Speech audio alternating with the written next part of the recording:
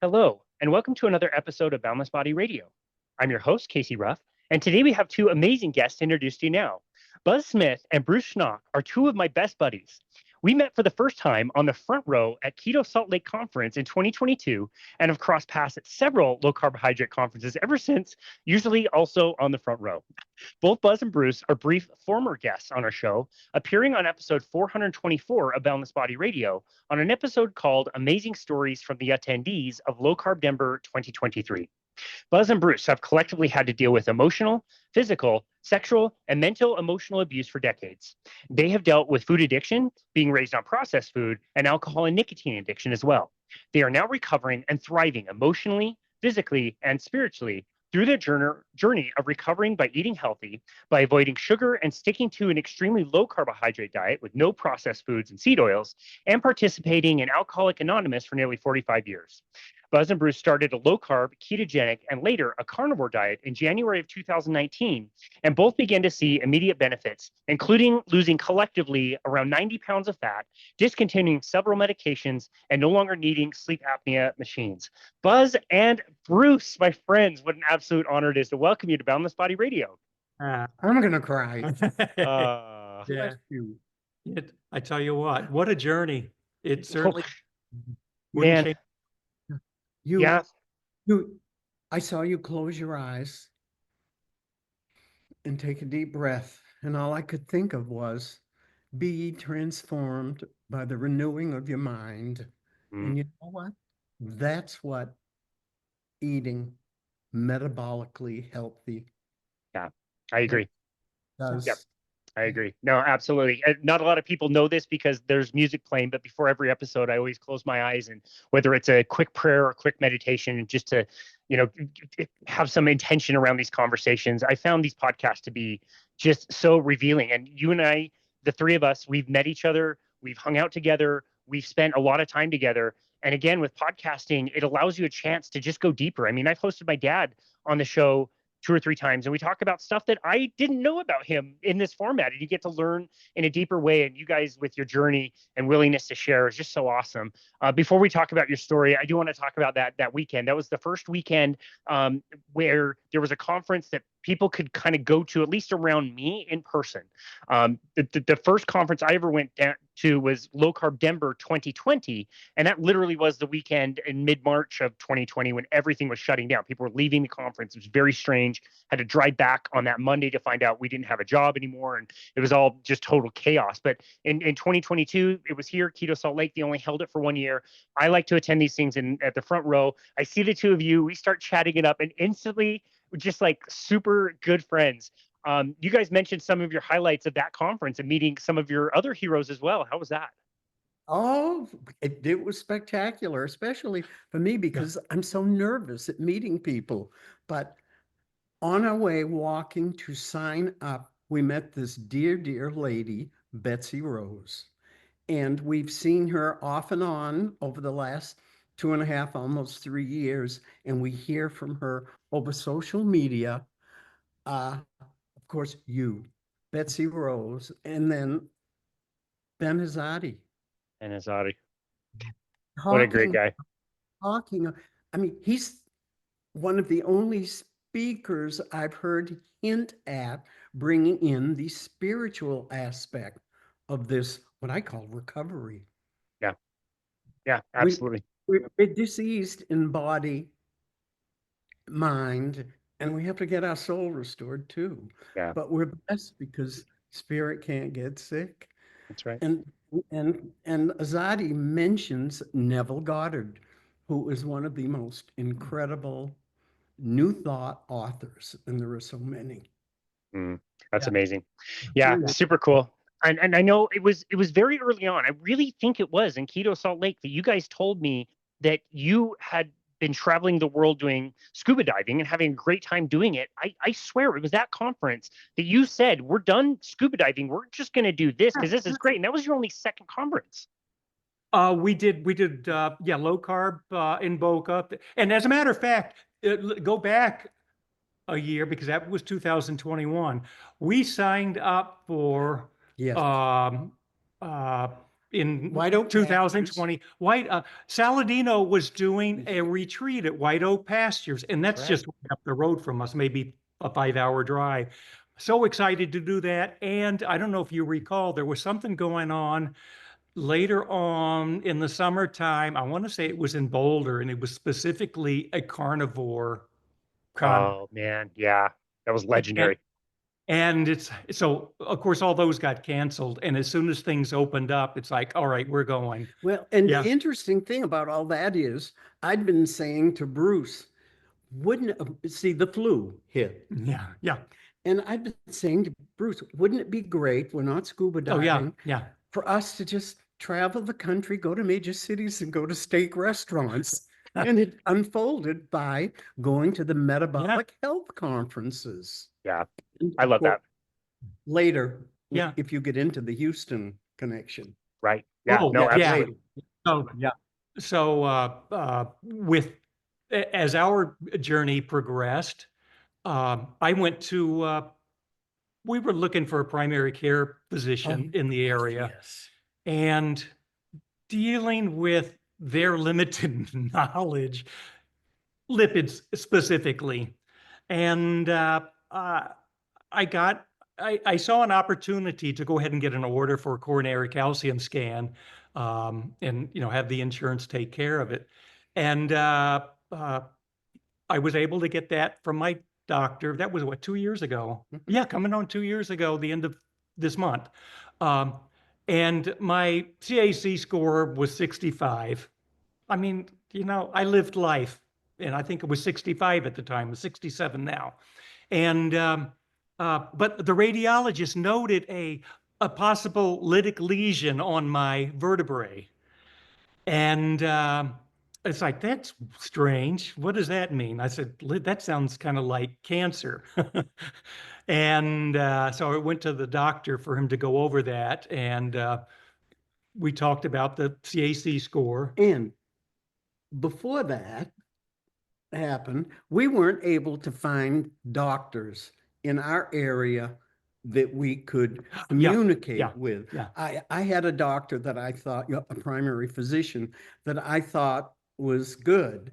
But after 3 months, and the blood work showed how much I had improved, I stopped taking Zoloft, metformin, two blood pressure medicines, and get off sleep a apnea. sleep apnea machine. And my primary physician said, no, you need to keep taking the medicines because there's something good in them. No way. Yeah. No. No. Oh, of course, the other big one was the statin. Yeah. Yeah. And even Yeah. a current cardiologist here trying to push the statin will not do it. And Bruce went to the primary physician I was going to, and they damn near got in a fight. Oh, yeah. So that was the That one. was It's like, Buzz, what's going on? And it's like, okay, I can't deal with this.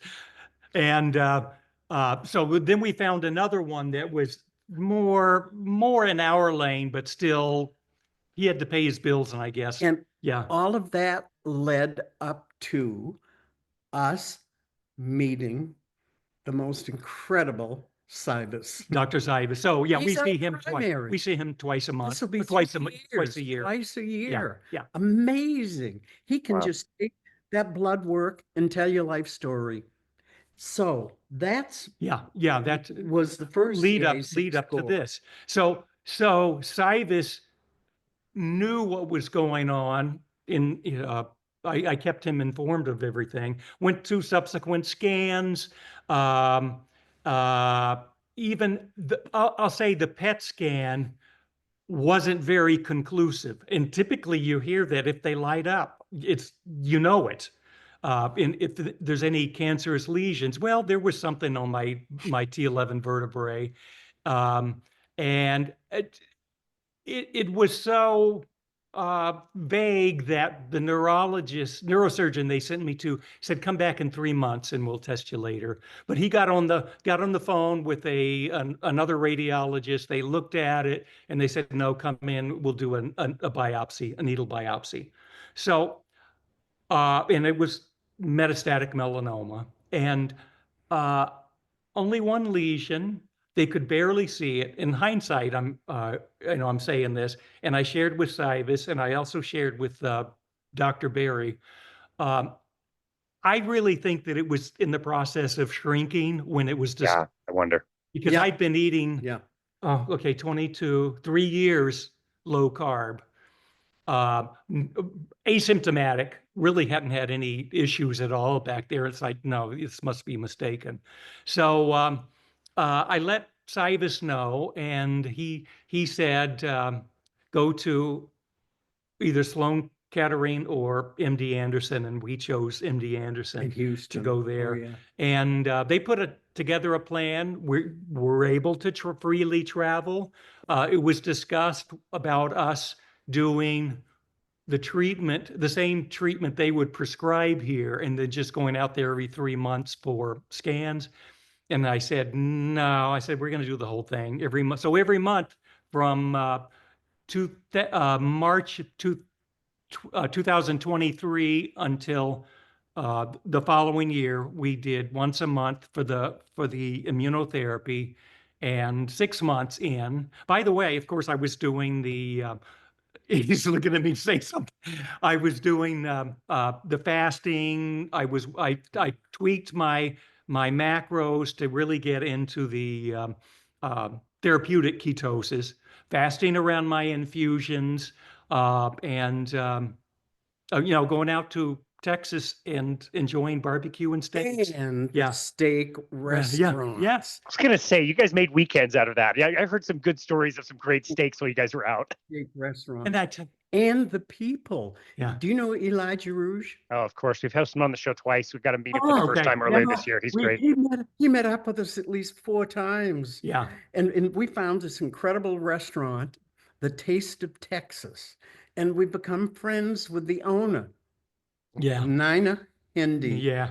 And there were 7 of us in this eating realm that met up there. Eli joined us. Oh, yeah. Christy Az. And her son. And her son. Doug Reynolds. And Pam Amazing. Devine. Yeah. No, and the divine Pam. Yeah. And we have photos of it. And Nina came and joined us, but that's what Houston became. Yeah. It became restaurants and the food. And meeting folks. Yeah. And the people in the elevators, in the hallways, in the waiting rooms. And the real sad thing about it is seeing the children balding with Coca-Colas in their hands and bags of Doritos. Yeah. And this is at MD Anderson. Yeah. With 5 major universities. Yeah. It's wild. Yeah. No, it's crazy. Okay, so I want to park that for a second. I want to come back to the cancer. I've got several questions about that. My mom passed away of breast cancer. This is 20 years ago. So same thing. We would bring her either Jamba juices or the Starbucks apple cider pumped with caramel, warm sugary drinks during chemo. So not the best, right? But we know better now. I want to go back to your own story. You mentioned all of the health things you had kind of going on. How did you even find low carbohydrate to begin with, which eventually led to carnivore? And why did you think that would be a good idea? Casey, I'm kind of the instigator in a lot of this. And I've been,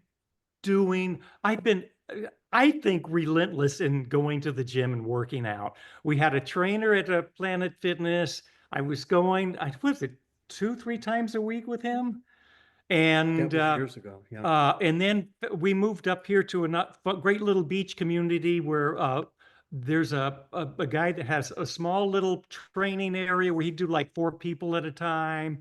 And I was just beating myself up. And it's like I was still, We still had a Dr. Cullen who wanted us, this guy, I don't know where he went or where he is now. Yeah. He wanted us to address, the fat. He offered and the sugar. He offered But eating bacon and eggs. He didn't and talk about it the way we he do needed to. now. It's like, So Bruce, I don't know what happened to the him, first but thing yeah. Bruce got us to was making his own kombucha. So it's like, I thought that was healthy, Yes. and we were juicing. Juicing. And I was talking to Buzz today about this. It's like, look at the steel cut oats,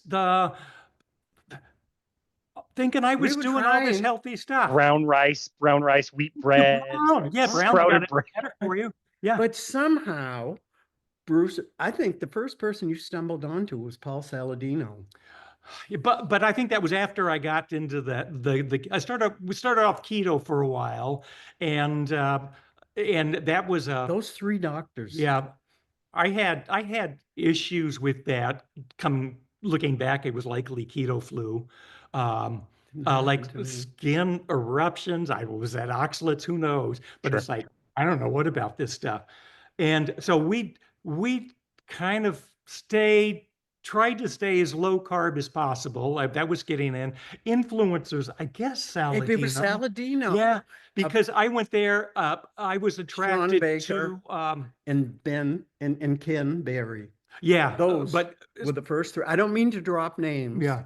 And there were just so many people out there. And then the women that have come along that we can refer women Yeah. to So because helpful. yeah, women's issues. So yeah, with Saladino was dealing with the lipids and such like that. But see, that was Carnivore MD, so he wouldn't have been on my radar then. A friend of ours introduced us to the Joe Rogan, Jordan Peterson podcast, and it's like, what is this witchcraft? I can do that, and that was like September of 2019. Could have been And- August.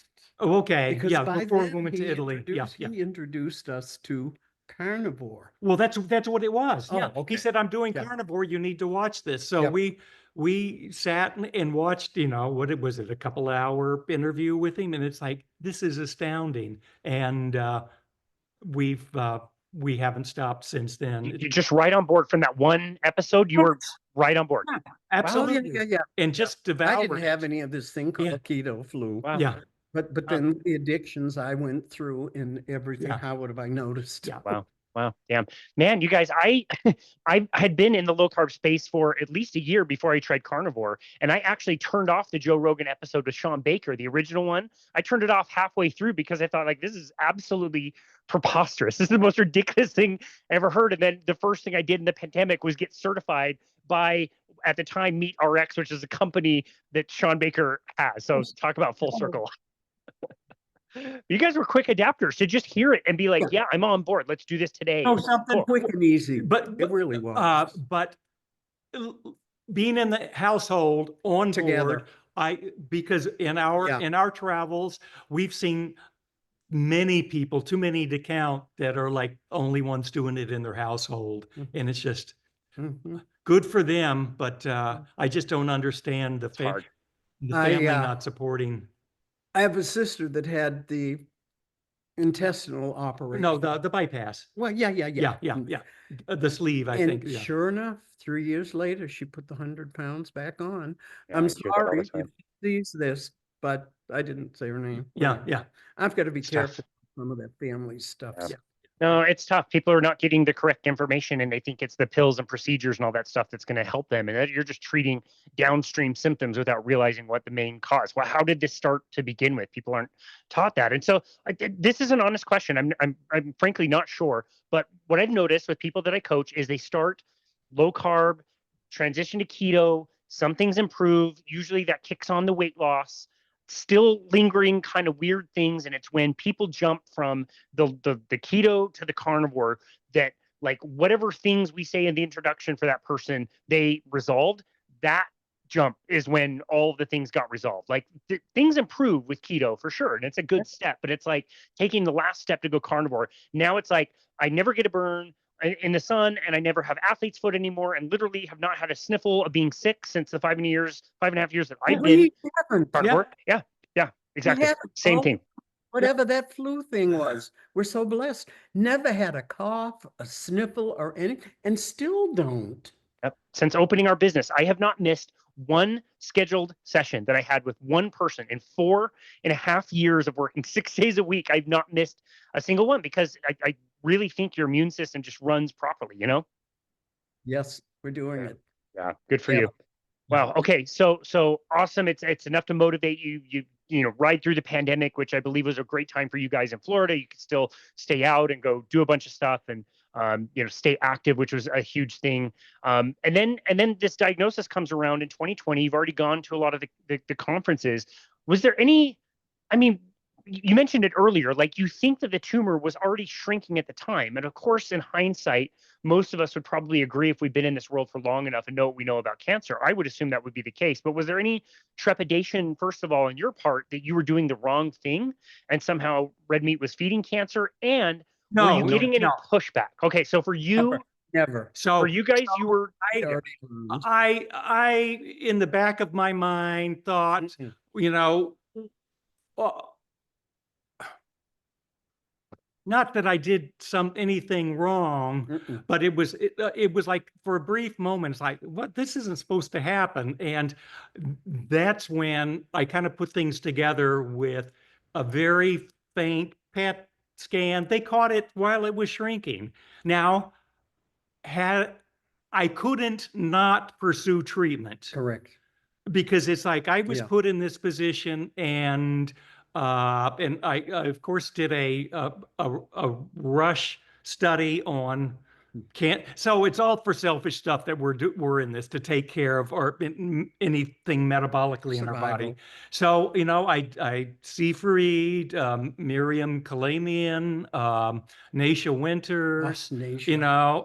I just that was I switched from blood lipids and all that to this cancer thing. And I'm reading that, yeah, that's likely what's been happening. But then I found some good protocols to continue with my way of eating and doing standard of care. As a matter of fact, that's what's talked about to the people in the low carb keto realm that are the scientists behind it. Dom D'Agostino. They all say, Amazing. this a keto diet in conjunction with standard of care. They've had great success. And listen, 3 months into treatment, um, they saw shrinkage, but officially it was stable. One of my radiation oncologists said, no, they say stable, but I say it's shrinking because look here, and she showed me. And then the next 3 months, that was July. In October, it was no evidence of disease. So Already. who gets that? I mean, people do. And that was, so I just came out from my scans. I got back 2 weeks ago from that, and it's still no evidence of disease. I think I keep this up for another Well, a year or two. at least 2 years. Yeah. And then maybe for the 3 years after that, once every 6 months. But so Yeah. what? We get to go to Houston's a steak restaurant oh darn. and Darn. meet wonderful people Yeah. who are in this. Yeah. I was just going to say the owners of the steakhouse are not too disappointed that you guys are going there and tearing it up with a big old group of carnivores. They're getting theirs. That's amazing. Okay, so then the second part of that question was, were you getting active pushback, or were people suggesting to you that, oh, it's the red meat, it's the carnivore diet, you're doing your cholesterol, and I'm not going to name names, Gotcha. but Okay. we Okay. kept No, we kept our hands close, and Yeah. and I didn't want to let anyone's reaction feed into me and my emotions. And we've got some close friends that he immediately shared with me the Chris Beat Cancer book. And I understand people wanting to help, because coming from my viewpoint, it's like I want to tell people from my experience. But I did a little research into that, and nothing more than cursory Google searches, but it's like, how does drinking copious amounts of carrot juice, what's the science behind that? And then I read some more that and hopefully this gets fact checked, because I did just a cursory one. I knew it wasn't for me. That his staging of cancer, he never shared it in his book. He had the surgery, and he elected not to do chemo, and it was I think that's stage 3A, where it hasn't gone into the lymph nodes. So it could be that he had the whole tumor removed and he was cancer-free from the surgery. His But way of eating caused his cancer. Yeah. And he had surgery and got it removed. Yeah. Yeah. Wow. That happens. To answer that question, I got that, and I understand people wanting to offer what they'd heard and from totally innocent wanting to help. Right. But no really pushback.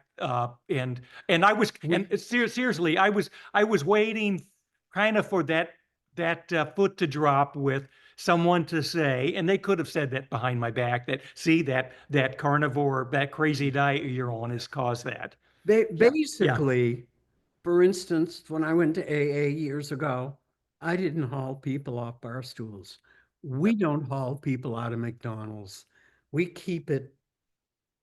So important to remember. When it comes up, share your experience, strengthen.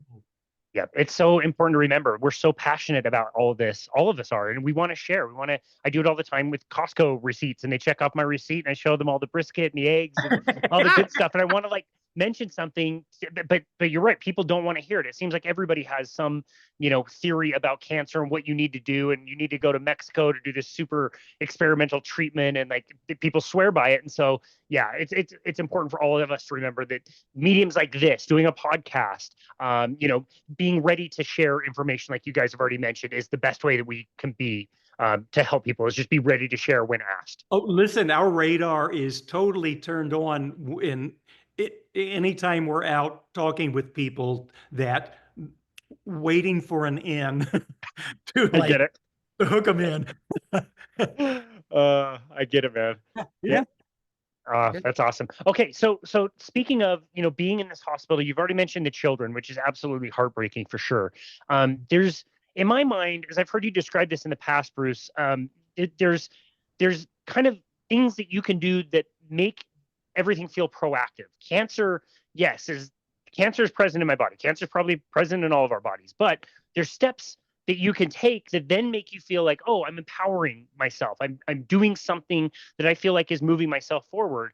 And I've seen it go the other way as well, where people are like, this is happening to me. There's nothing I can do besides do these terrible treatments that my doctors are telling me to do. And it's like, there's no empowerment there. There's nothing you can do besides get on the roller coaster and ride and pray for a good outcome.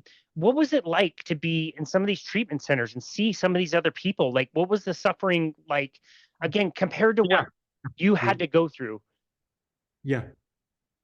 Actually, I feel what we did was inspirational to them and to us. We acknowledged them. And I tell you, going into the room, they could tell by just being around us that there was something about us that was uplifting. Whatever appointments we had, whether it was my blood draw, my primary oncologist, it's like they kind of fought over who was going to get to see us. Because it's got to be refreshing for them to have patients such as us that are us, I say us, Healing. It's us. That are on the mend, that are coming through. And by the way, I was up front with them about everything. I wasn't about how we were eating and all of that. And it wasn't. It was just to share information, because hopefully, if enough people say what they're doing, it might ring a bell. But I wasn't going to rattle a cage. So many of the clinicians there are unhealthy metabolically. Yeah. And we would always mention to new people that we were introduced to at the different meetings that how we eat. That's all. We weren't trying to convince anybody. Just one lady, one young gal was really excited because she was raised on a farm. So one of the side effects, I was on immunotherapy, and that just ramps up my immune system to go and fight the cancer. And I think the way it works is some of the side effects, it affects kind of your, the weaker areas. For instance, I'm prone to like skin breakouts, flare-ups, and I was getting some like on my scalp and on the side of my head, just some inflamed looking areas. And she asked about, what do I use like to moisturize? And I look at Buzz and I smile and I say, beef tallow. And she says, I totally get that. This, She understood. she says, I grew up in West Texas. It's like, that's excellent to do. And That's amazing. so then we used that as an opening to share what we were doing, and she certainly could see how it would be beneficial for us. So that was enlightening This to this hear. whole cancer thing was interesting for me because I'm a cancer survivor. I didn't realize that. Have I shared that? I don't know that you have, Buzz. No, No. and I don't think of it that way. But in Yeah. March 15th or 17th of 2015, I had my prostate removed. Oh, wow. That's after we watched it for 5 years, but I know where that came from. That came from the way I learned to eat. The whole social, emotional situation growing up, it also came from, I believe, what happens to us mentally when we're so beaten down, even though it's a way of life for us that we don't know any difference about. I believe that's where it manifested itself in my life. But I don't view myself as a cancer survivor. But Wow. I guess people would say that is. I didn't know that. Yeah, I didn't know that. Wow. Yeah, absolutely. Wow. Interesting. Well, on the note of skincare products, I usually have it right here. I guess I don't right now, but I swear by either the purely tallow stuff that Serena Music does, super, super good. The pure tallow product like on her face is great. And also Charlie Mayfield's stuff that comes from pig lard is absolutely wonderful. So yeah, once you switch over to doing animal-based skincare, you'll never switch back. So way to fly that flag. It's just so much more luscious than the crap you can get at the store. It's so much better. Yeah, Oh, yeah, absolutely. So much Yeah. better. Wow, that's amazing. Okay, so from what you understood, either from what your doctors were telling you or what you had done in your research, people with your prognosis, what was a normal prognosis? Were you extremely lucky to have the cancer like gone and not have to deal with it, or is that a minority, or is that a majority? Like what? I think with until they came out with the immunotherapies, the Keytruda, and I was on Abduolag, I think metastatic melanoma was up there in reduced survival rates. Heard it's up there, yeah. So when my neurosurgeon called me and left me with the words metastatic melanoma, it was like, whoa. And so the research helped, and understanding that it's not a fatal disease like it was. Also, so I couldn't even guess what the survival rate is now, because they're having good success with immunotherapy. There are some genetic mutations that they need to do one course of treatment versus what I got. And now it's called a TIL therapy. I can't come up with T cell infiltrating lymphocyte, I think is what anyway, it basically they harvest the tumor, a tumor sample, and they basically make an individualized vaccine or antibodies for it. And they have to be in the hospital for at least 2 or 3 weeks, and then they re-inject them with the special concoction they made. And there's been good success with that. And you mentioned Mexico earlier. There's a clinic down in the Yucatan which is having great success with something similar to that. I can't come up with the name of it. And in the back of my mind, that was going to be my plan B, but I don't need a plan B. I'm doing quite well. And very positive. Yeah. Power Yeah. of your subconscious mind, Joseph Murphy. I share this with people all the time. Read that book. Listen to Yeah. that book. The power. Yeah. Also, Bruce Lipton. Bruce Lipton gets into the cellular structure, and it's like I love feeding my mitochondria Yeah. because how many mitochondria are in each cell? That could be 1,000, 600,000, or 1,000,000, depending upon what part of the body it is. And I tell people, I share with people. I don't tell them anything. Yeah. I share with them. Listen, there's an easy, simple way to deal with this in your body. Take one cell, and I take a brain cell, and you nurture that one cell the way you never thought you were nurtured growing up. You nurture that cell. Mhm. Nurture and feed those mitochondria, the energy in that cell. You don't have to do all 36 trillion, is it? Maybe Oh, in the yeah. body. It's a bunch. Yeah. Just do one. That Mm. takes a lot of responsibility off. Just feed that one, love that one, Mhm. nurture that one. And Bruce Lipton gets into that subconscious mind. Love He's that. no dispenser. Yeah, no, that's amazing. Okay, so for somebody who's listening to this and they've never heard that diet has anything to do with cancer, and they're like, "Well, what are you talking about? You just eat protein and fat.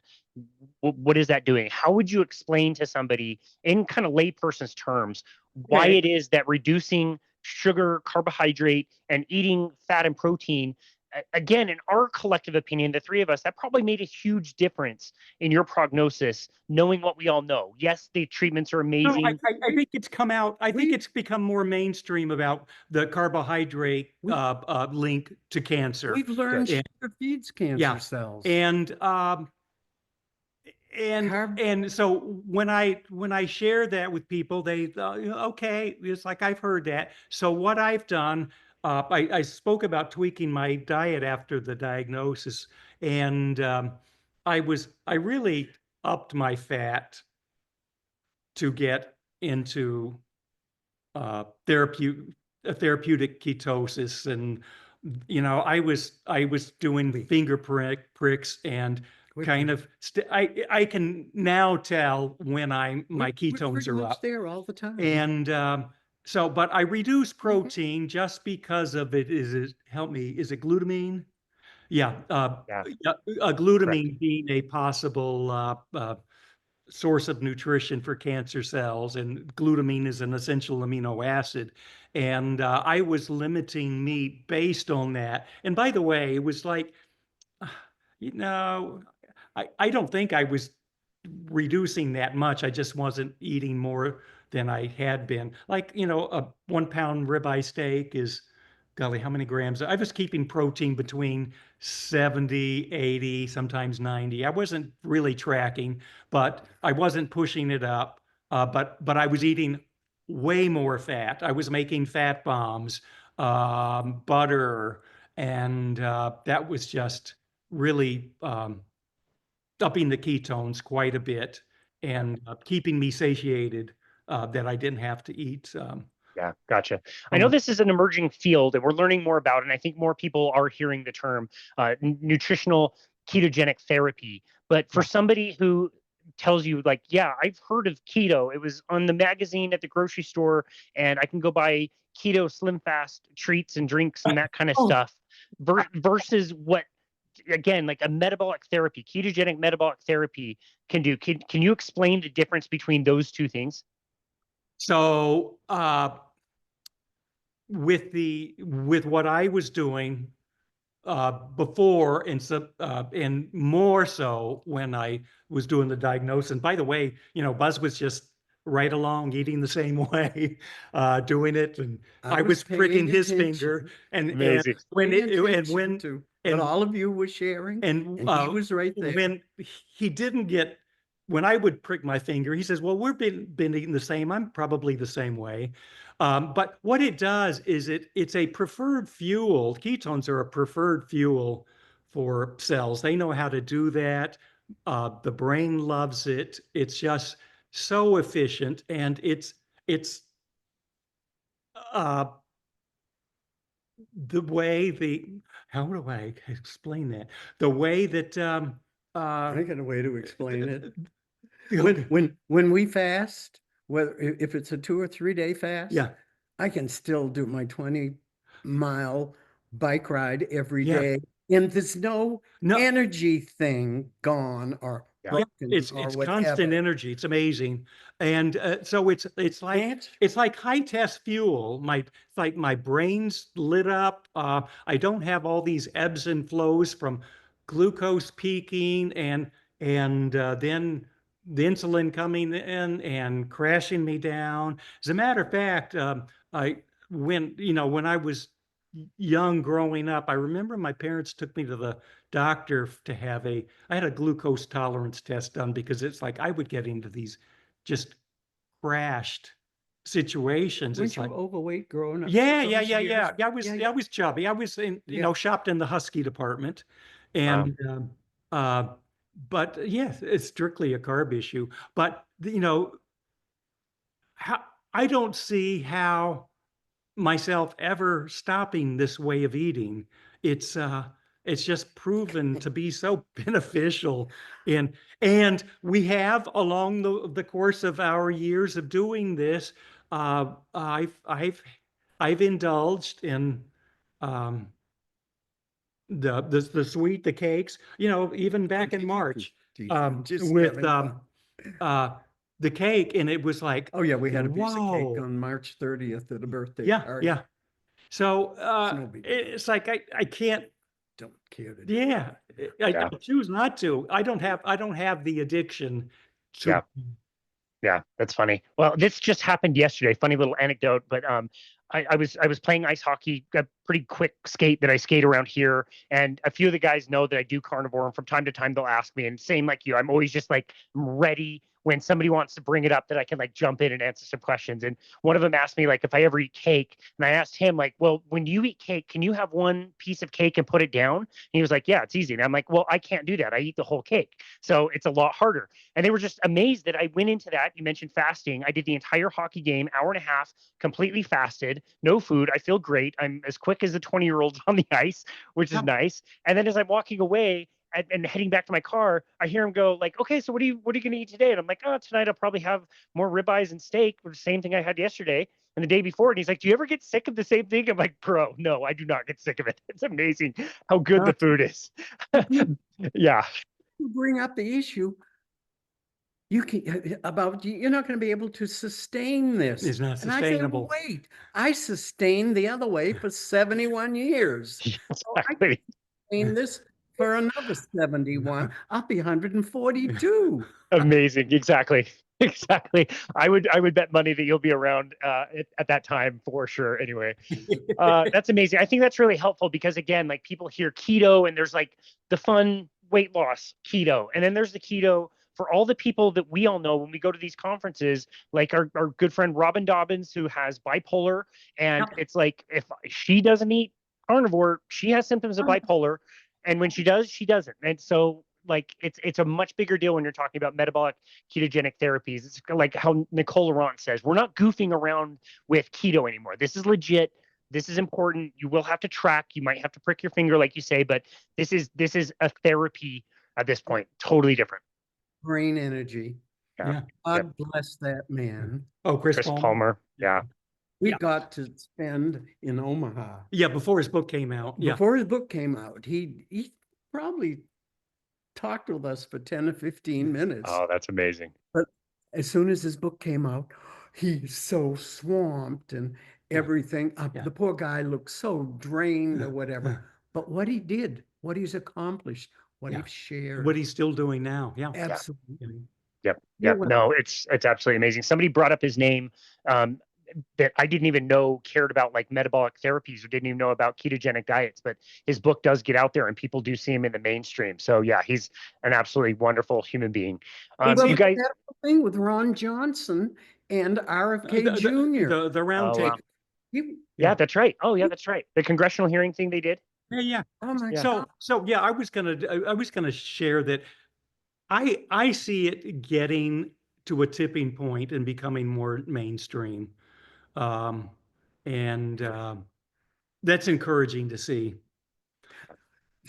Coming up on 3 years ago, what we heard at that first metabolic health conference, BOCA, was that it's going to be 10 to 20 years and cost billions of dollars for us to get through to the government. Look, 3 years later, we're all grassroots. Yeah. All of you influencers or whatever, we're all grassroots. Look what it's done in 3 years. Yeah. And I want to share with Buz that we talked about before the interview started. Buz does his bike ride, typically does a 20-mile bike ride, and he's a self-described introvert, but there's no way he's that. He finds a way to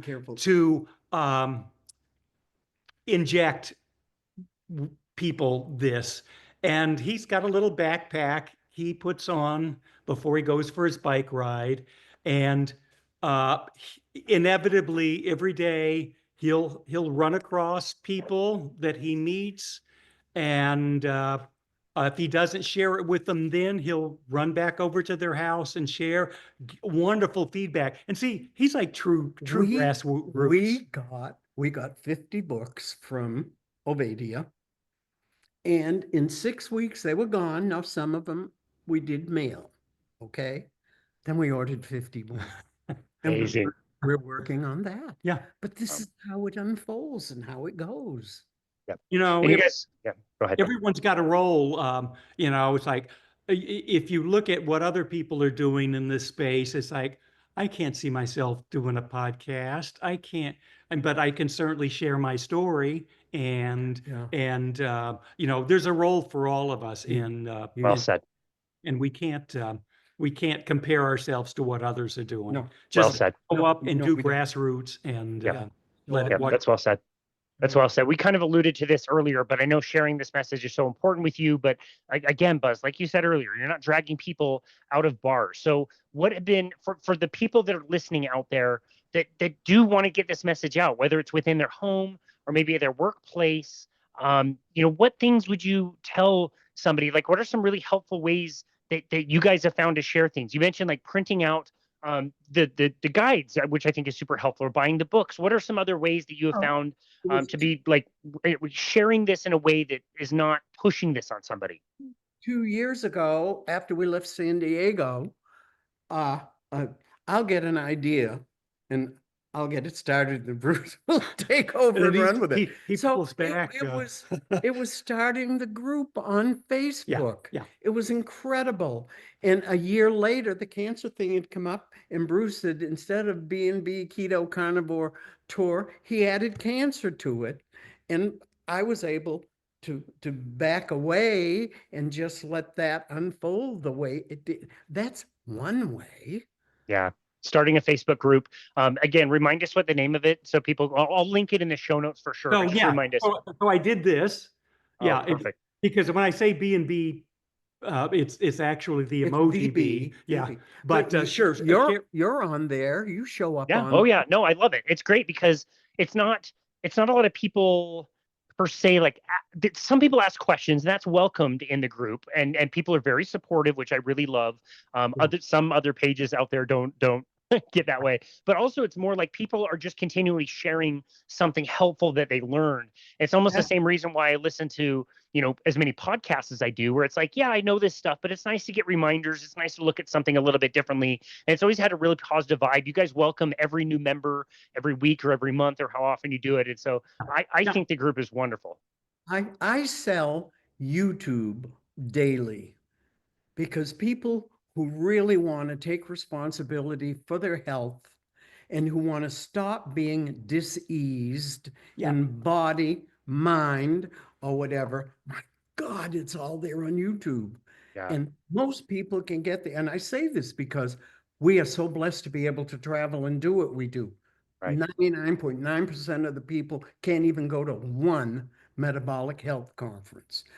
But most of them can probably get most. I don't know. But what's happening now is like so many in the regional areas. There's something going on with meetups, and people are sharing their stories, and it's it's all around, bring a covered dish or something like that. And that's out there. We were able to find them. I mean, there's a great website that I believe it's the Keto Chow folks, Chris and Miriam have Yeah. low carb events. Yep. And there's always something going on. I send people to that, and typically in regions of the US, there's something going on that Yeah. it's a 1-day weekend thing or maybe 2.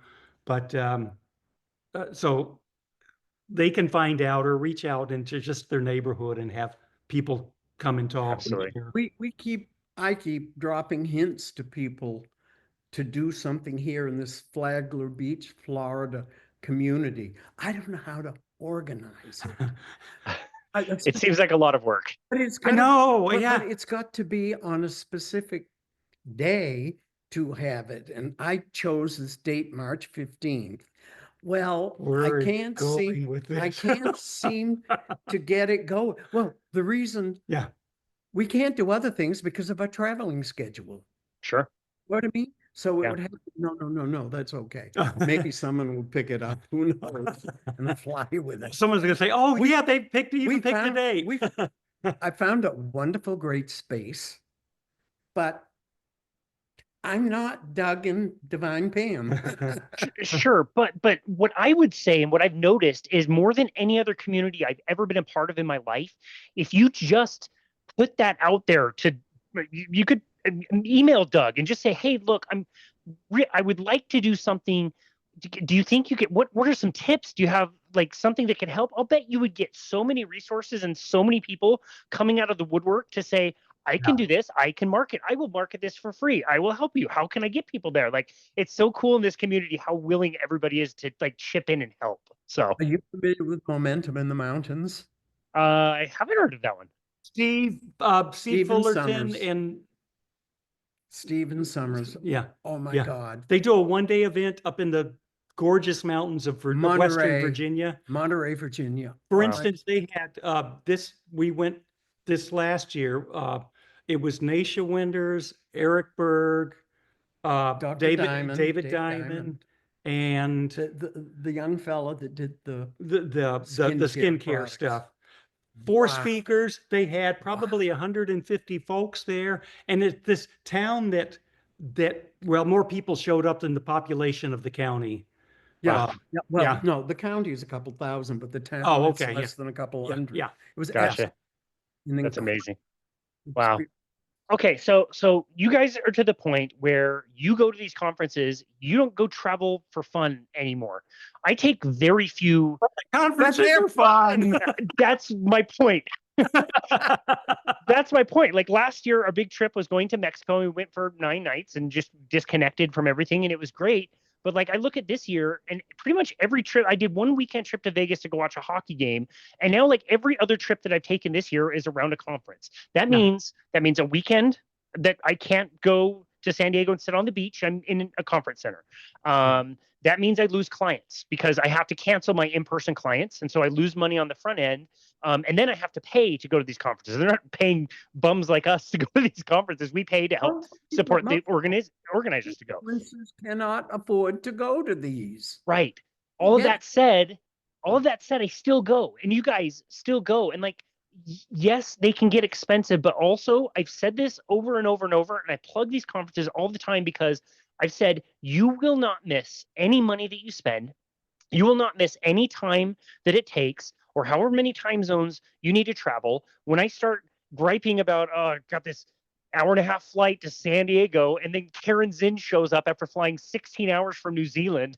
You know what I mean? Like, and being there, it's amazing. It's so awesome to be there. So for people that have not attended, even if they don't feel like they've got the resources, it's too expensive, make your case. What would you tell the person that's just like, I think I might want to go, but why don't I just pay $100 and see the virtual version of the conference versus take the time and money to travel?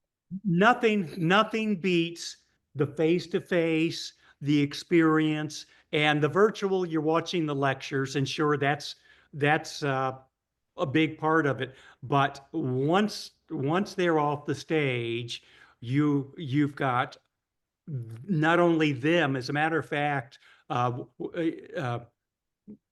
remember Ken Berry sharing that, listen, we come to these conferences, Because you better come up and ask us questions to interact. That's why we're here. And he would just like do it. And not only with the presenters, but with all the people. You hear the stories. You got this common thread, this bond, and it's just that can't be matched in a virtual or in a YouTube video. In Austin this last time, of course, Dr. Buz spoke. Then she had a book signing, ran out of books. She was there for an hour and a half just talking Yep. to people with the Yeah. mic and just do Yeah. what you folks do. Yeah. And it It's, is so meaningful. Wow. Well, I've been to other conferences and other subjects. Like when I was working at a bike shop, I would go to bike trade shows. You know, being in the fitness industry for 7.5 years, obviously there's lots of fitness conferences. And I can confidently say, as I'm looking back, I don't think I've made one single like lasting friend at any of those conferences that I'd ever been to. And if I think about going to one low carbohydrate conference, I can think of probably 100 people that I met at one conference that I would consider dear, close friends, that if they needed anything, I would do anything to help them in any particular way. Do you guys feel the same with, I mean, I'm sure you guys have Yeah. attended conferences for No, professional reasons. I posted something early. Always I me. kind of rummaged through the meme. The meme. I don't want to say garbage because it's not, but I often lift a lot and share on the page, and one of them. You have to go and look at it, but all the effects of getting into this community, and one of the last ones was you start to lose friends, but it's like, sure, maybe from the previous life where people aren't supportive, but generally, I think we did a good job of culling things out to this point anywhere where they're all around us. But it's like we still got the friends, and we've made so many more in this realm, and it's close, tight, wonderful connections that it's I'm sure we've got this way of eating, but so much other stuff that we're in sync with. Is it your friend that lives in Bermuda? Yes, James Lehman. Yeah. Yeah. And yeah. I've still never finished the conversation from a year and a half or 2 years ago. What an incredible human being. So kind. He's so amazing. I know. I know. Yeah, we'd almost make a trip to go there to see him. Yeah, Just that would be a trip well made for sure. amazing. Speaking of trips, yeah, I'm going to go and share what we're up to in 2 weeks. Oh, wow. I've been playing the points game, and I found this great deal on points to go. We're going to Cape Town in 2 weeks. No Who we're gonna way. meet up So with. it became, as you talked about earlier, just like a fun trip. We're just that's all. gonna go. It's over Thanksgiving, coming back the first part of December, and we were at an appointment with Dr. Sivas in July. With Sivas. I said Sivas. Oh, with Sivas. You Okay. don't say doctor. It's Sivas. And I said, hey, just to ask for, what are some things we can do? In Cape And Town. he says, I think Janae has booked us around that time. I'll check with her tonight and see. Well, they're going to be there at the same time. We had dinner with that Yeah, night. yeah. And gonna we're going to be get to there. meet Tim Noakes. Oh my goodness. I was gonna say, if you go to South Africa, don't meet Tim Noakes. Yeah. Be so and bummed. so, That's of course, incredible. the folks from Nutrition Network, of course, Yeah. we met Jane and They is were- Tamsin. I think Tamsin is. Tenzin Murphy. Yep. Yeah. They were yeah, just in Melbourne, down on Yep. Jane Yeah. was, yeah. So yeah, they're excited for us to come. So it's going to be turned into a kind of an impromptu conference. Incredible. So yeah, we're excited. I will be looking forward to seeing those pictures and videos. Please post a lot of pictures and videos. As much as I get the FOMO thing, fear of missing out, when I see you guys at a Yeah. conference that I wasn't able to make it to. I see you guys, and I know the bond that we have and all of our common friends and the bond that we have with them. And you mentioned the experts, and you're right. It's not just that you're bumping elbows with experts or you get to see them in person, but they come down on the stage with very few exceptions. They're there the entire time. If you're Dr. Chafee, you're talking to people the entire time. And his girlfriend, fiance, excuse me, is so patient with everything. And she's so kind and cute and just stands there. And like, they will do anything to chat with people and help people any way that they can. It's incredible. There's nothing like it. It's like you and your wife. There's a spiritual bond, and you feel that love with Chafee and Elle. Yeah. Okay. Totally. You feel that love with Ken and Nisha. And we can keep going and going and going because there's a spiritual bond that's happened. That's amazing. Okay, the last thing I want to ask you is for the people that I get to see and have the privilege of working with and coaching, for some of us, and maybe you guys can relate to this in your story, you heard about carnivore and it was like, this sounds great. I'll do this right now. For me, I took a little while to be introduced to it, but when I tried it, it was so simple and very cost effective and really easy. I didn't really struggle that much with it. It's been 5.5 years for me. A lot of the people that I work with, they don't have the kind of support. Like somebody I've been coaching is at his house. His wife has no interest in any of this. He's got kids. He's a chef. He cooks for them. It's a real challenge, and that's not unique around there. There's lots of people that would really love to do this, but carbohydrates are so tasty and addictive, or the family is not supporting them, or they're around Halloween candy. Like you name it, there's so many challenges. For a person like that gets it and they see it and they just can't quite, make that step to like make this their lifestyle, what would you say to them to provide hope for them? Yeah. The only thing I can do is send people to YouTube, to you influencers that are there. It's the only thing I know to do for them. And we certainly share our I story. could be available to talk and to communicate, personally. And I've even told people, phone, email, and I even got back on Messenger. I kind of funny about all, but Messenger's fine because it's one-on-one. I've learned with this. But see, that gets back, they've got to, we wanted to. And so they've got to be able to want to. It's like, how strong is your desire to change things? So when I hear, oh, I could never give up, fill in the blank. And that's a wall. And I was ready to give all that up. So I'm not going to reach over and pull them over. I'm saying, look, this is how it's worked for me. And now if they approached me, that's different. Of course, we talked about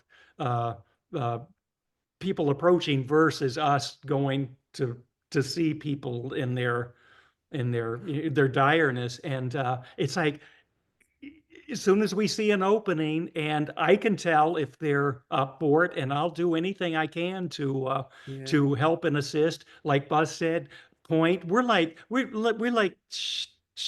okay, cancer, read about Seafried, just general stuff. Definitely go to Barry and let's talk. Where what's going on? We got someone reached out to us a couple of years ago, Desiree. Yeah. And she was she's in our community, and she watched and saw and um, uh, sent me a message and said it's time. And I want to see how serious she was. I said, would you be open to us coming over and having the talk and going through your cupboards? And it was like, okay, yeah, I'll do that. And we had a wonderful time sharing and got a lot accomplished. I don't know where she is with it now. Well, I yeah. have a general idea. Yeah. And he is on Ozempic. Yeah. Ozempic is such an easy out. With grassroots. Have you got time for this? Of course. I want to share with you something I did. Let's hear it. Put a packet together with Obadiah's book, with Barry's printout of 29 pages in Berg's, and I wrote the most amazing letter, because this man told my story, my historical story, when he wrote the book. Come on. Something Elegy. I was letting He did it. He did it. The movie, Hillbilly Allergy. Hillbilly Allergy. Yeah. And I sent it to Senator J.D. Vance. Wow. Mhm. Wow. Wow. He told I don't know if you've read the book or seen the movie. No, I haven't. I've even heard of it. My God, what he grew up in. Kind of like a little bit of stuff I may have shared with you when I sent you the emotional, the physical, and the psychosexual abuse and all that. And wow, he told my story. So Wow. send him all that stuff. Very cool. Oh, that's awesome. Done that with a politician before. Yeah. Amazing. Yeah. Amazing. It's like you guys said, we all have our part and we all are pushing this forward. And I think all of us want this message to get out there much quicker than it is at the moment. But we're all doing our part. And you guys coming on to the show today is definitely doing your part and definitely helping a lot of people out there. And I can just say personally, I'm just so honored to know both of you and consider you some of my very best friends in the world. So I'm so grateful for both of you and so grateful that we made time to be able to do this.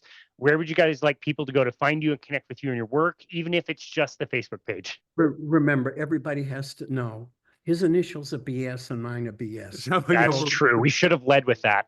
Yeah, we should have led with that. And listen,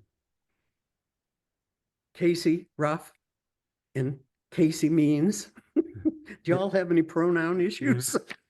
Gotta have fun. Yeah. Bless you. Listen, it's easy for me. I love you, Casey. Yeah. What you do, what you're about, you and your wife. Thank you so much and bless you. I love you both as well.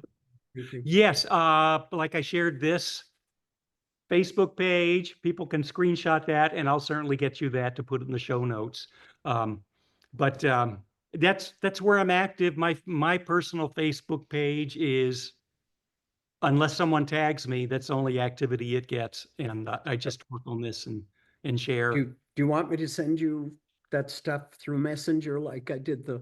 Yeah, sure. That would be great. We can link all of it. The people watching this on YouTube will be able to see the QR code, which is really helpful, but I'll be sure to link the page in the actual show notes for people that are listening. But yeah, for now, Buz and Bruce, this was just a wonderful conversation. This is a very, very special thing for me to host you on the show. And it's just very special to know you guys in person. And again, consider you some of my dearest friends. So thank you really from the bottom of my heart for everything that you do. Thank you for saying hi to me at Keto Salt Lake when I was a little apprehensive myself back in 2022. And thank you for taking time to be on the show today. We really appreciate it. Absolutely.